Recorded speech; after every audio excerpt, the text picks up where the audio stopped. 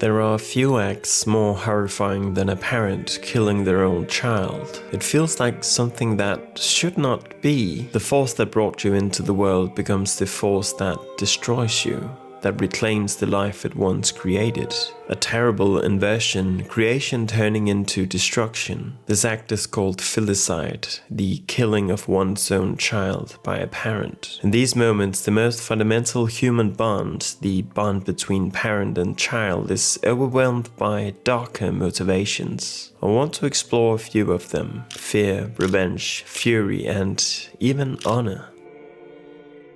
Perhaps the most disturbing depiction of this fear appears in Francisco Goya's Satan devouring his son. The figure is Cronus, the king of the Titans, known to the Romans as Saturn. In Greek mythology, Cronus received a prophecy that one of his children would one day overthrow him and his rule. The poet Hesiod describes what happened next. These great Cronus swallowed as each came forth from the womb to his mother's knees with this intent, that no other of the proud sons of heaven should hold the kingly office amongst the deathless gods. Yet when we look at Goya's painting, it is rather different, for we don't see the body of an infant, we see the body of an adult. And Cronus isn't swallowing his spawn, he eats it limb by limb. It's all the more terrifying, for we imagine that this adult would have had the time to develop an identity and of course self-awareness. Without the mythological context, it's hard to imagine that this is a great king at all. Rather, we see an old man with terrified and surprised eyes, awkwardly crouching, bloodying his hands as they dig deep into the spine of his child. What I see in this painting is one primal instinct overpowering another. Cronus' instinct of self-preservation consumes the sacred parental bond. Yet, prophecy cannot be undone. No matter what he does, destiny will eventually catch him. So in this brutality, he doesn't achieve what he wants. It's truly meaningless. But fear is not the only force capable of motivating filicide.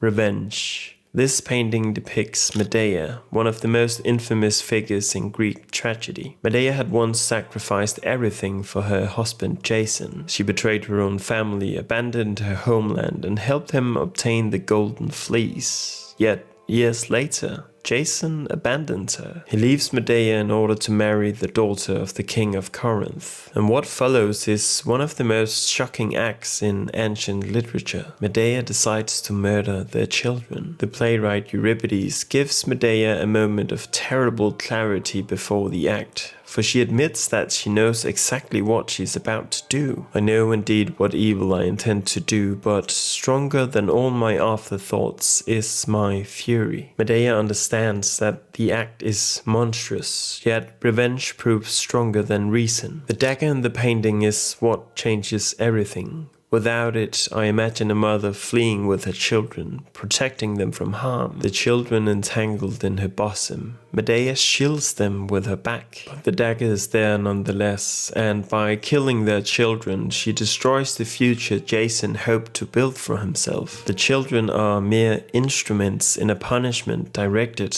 at their father. The next scene we'll look at is different. Cronus and Medea murdered with intention. They were deliberate. But sometimes filicide happens in a single moment of uncontrollable wrath. The man in the painting is Ivan IV of Russia, the first Tsar of Russia. According to historical accounts, Ivan struck his son during an argument, and the blow proved fatal. Rapin catches the terrifying liminal moment between life and death. As the father holds his child, we see the son's surprised eyes. His arm still supports him, suggesting that he isn't dead yet. And it's this horror we witness in the father's eyes. The act is done and cannot be reversed, yet in these final moments of life, the rage that ended the son has dissipated as paternal love returns. The final story story introduces an altogether different motivation. This painting depicts a story recorded by the Roman historian Livy. Virginia was the daughter of the Roman centurion Virginius. A powerful magistrate, Appius Claudius, became obsessed with her and attempted to claim her as a slave through a corrupt legal judgment. Seeing that the trial had already been decided, Virginius believed there was only one way to save his daughter's freedom. He drew a knife and killed her in the Roman Forum. In the painting, Virginia collapses into the arms of the crowd while her father stands above her with the dagger still raised. But the weapon is turned outwards, toward the magistrate responsible for the tragedy. Around them, the people erupt in outrage. According to Livy, this act helped spark a popular uprising that brought down the tyrannical rulers of Rome. For Virginius, the choice lay between two horrors: his daughter's life in slavery or her death.